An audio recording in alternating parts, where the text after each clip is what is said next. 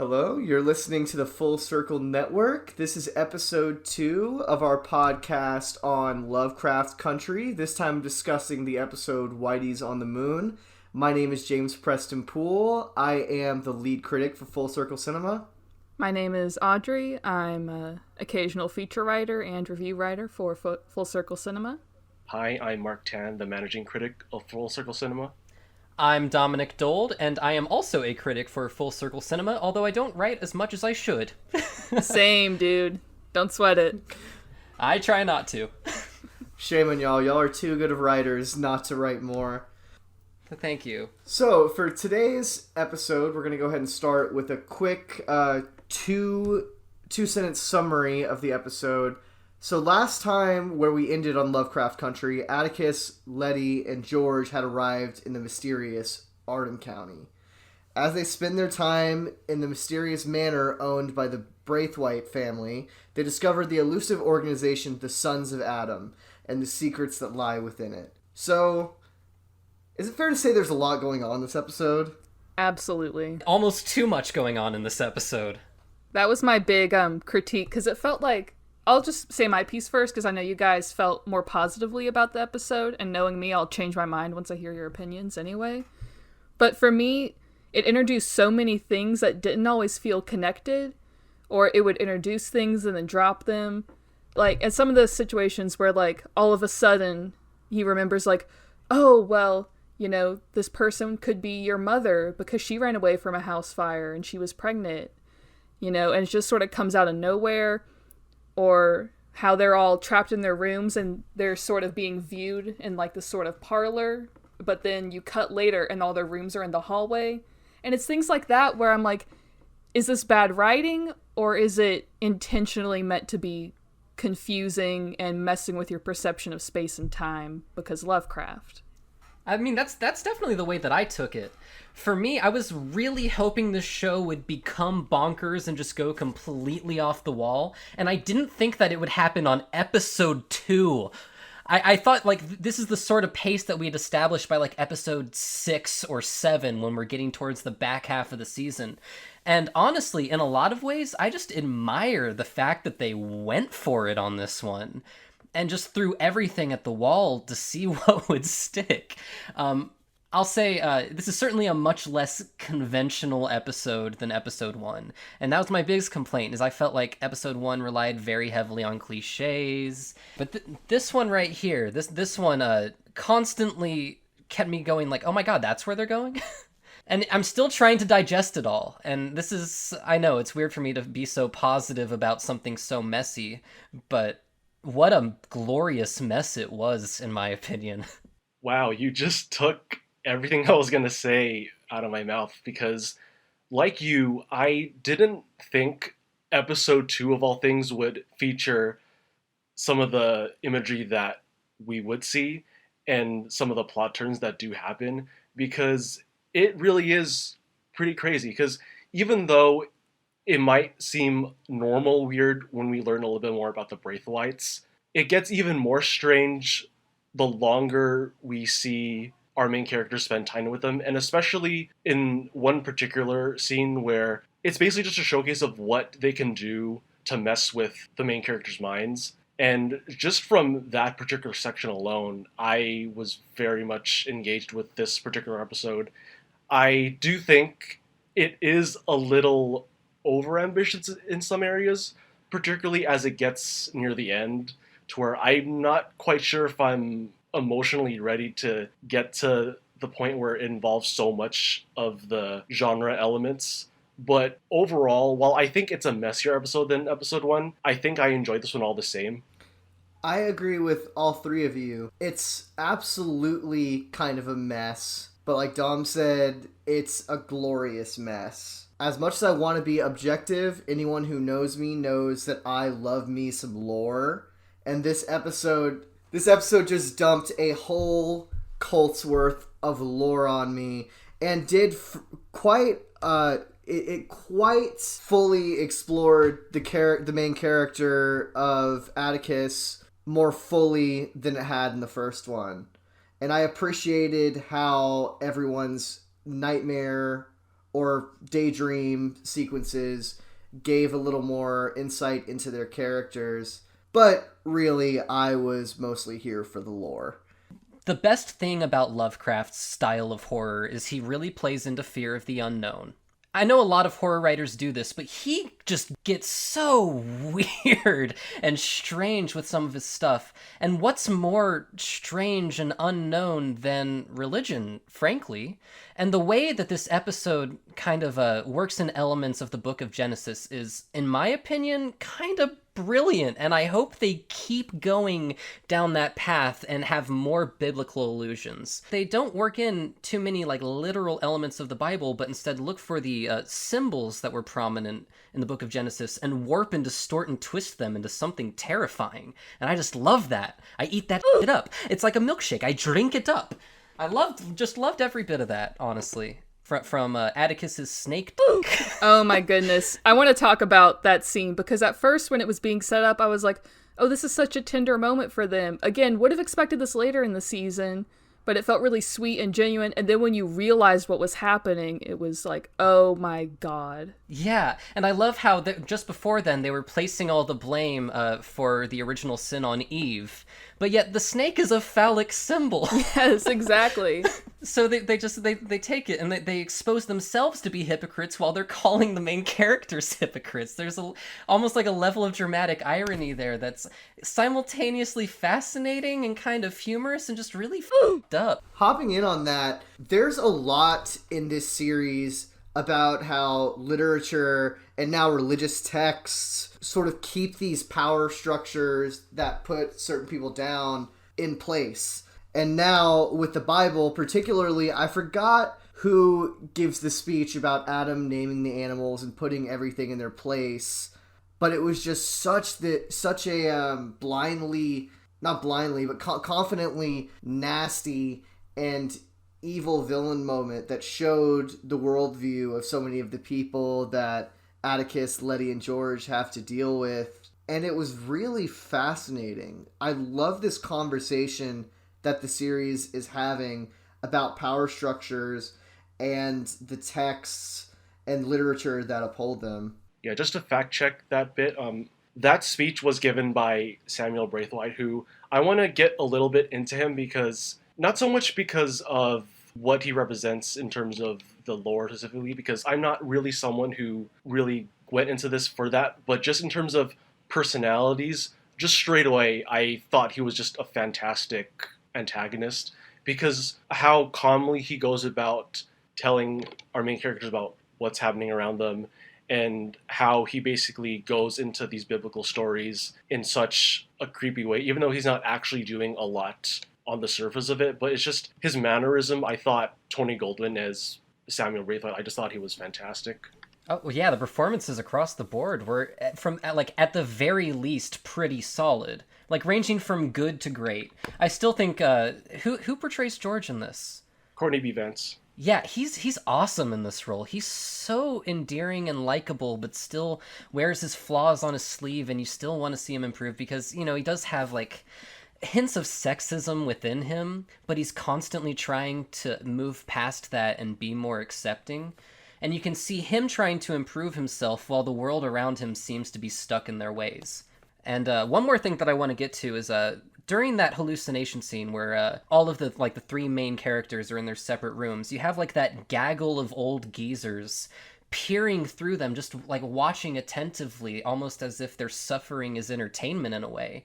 And each scenario kind of plays out like a different sort of genre of film. And I don't know if I'm overanalyzing this, but it's almost like you have Atticus in like this action scene with like serious violence going on.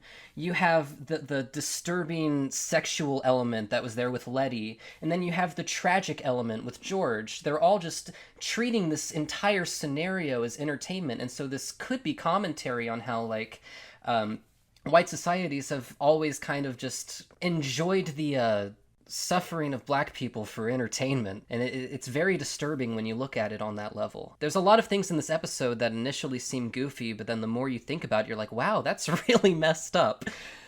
Yeah, that scene in particular with everyone holding champagne glasses and watching them suffer, it reminded me of the human zoos and how they would just, gather out. Because from my perspective, at least from what I remember, they couldn't see the hallucinations. They just saw, our three protagonists just in pain. And it's just, oh my gosh, horrifying.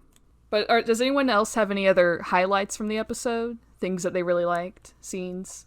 I loved the Grand Wizard pun. There was also, I don't know if anyone else caught this, but did anyone see that Wicker Man homage that was early on in the episode? I'm sure there's a lot of little Easter eggs that allude to classic horror films revolving around creepy, culty, secret societies. But that was the only one that I caught because it was so prominent and so obvious. And so I really am looking forward to watching this episode again when I marathon the whole series after it's completed.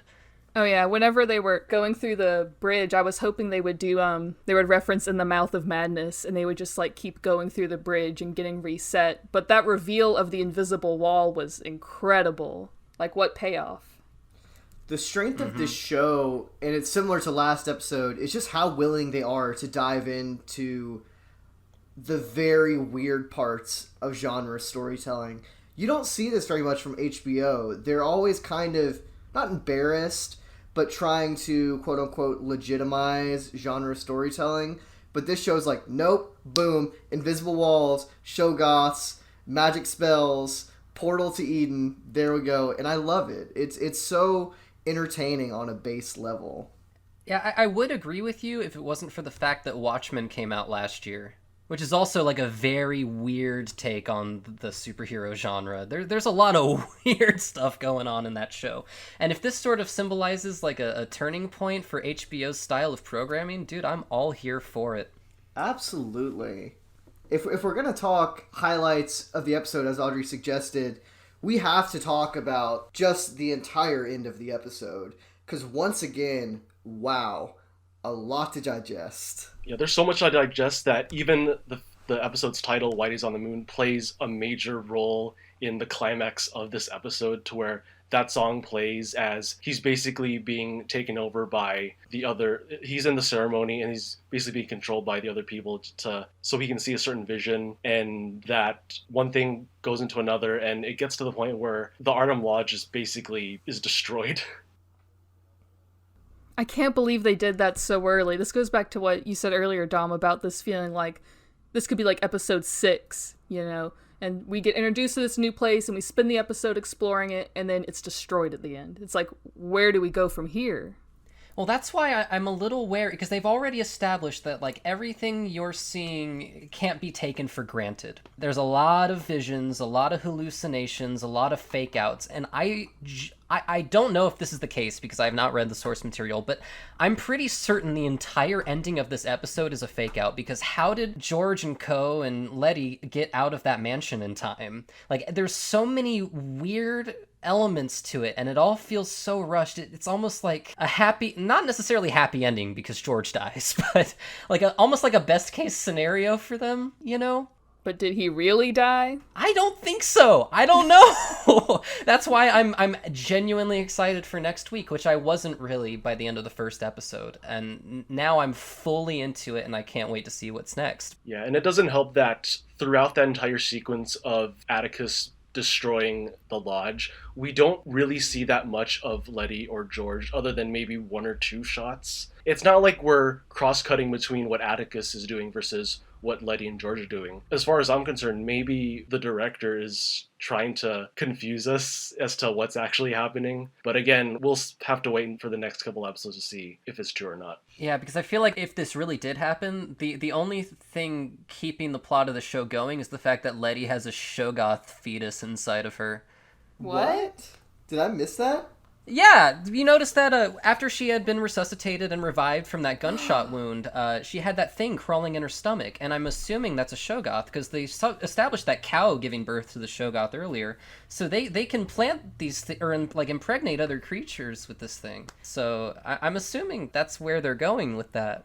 Oh my god, Dom, you're blowing my mind. Because I did notice that lump. I noticed it, but I just couldn't process it, and then I forgot about it, but that could... Oh my god, man. See, I'm going to add on that. I don't think that was a vision at all at the end. I think that we're done dealing with the Braithwaites for now, and that now we're going to have to deal with the ramifications of what happened when Atticus opened that portal. Which I do want to try and figure out, like, what exactly were they opening with that portal? Was it like an entrance to the Garden of Eden? Was it an entrance to heaven? What was going on there? Are we meant to assume that was Atticus's ancestor coming through the portal? I think that was his mother. Huh.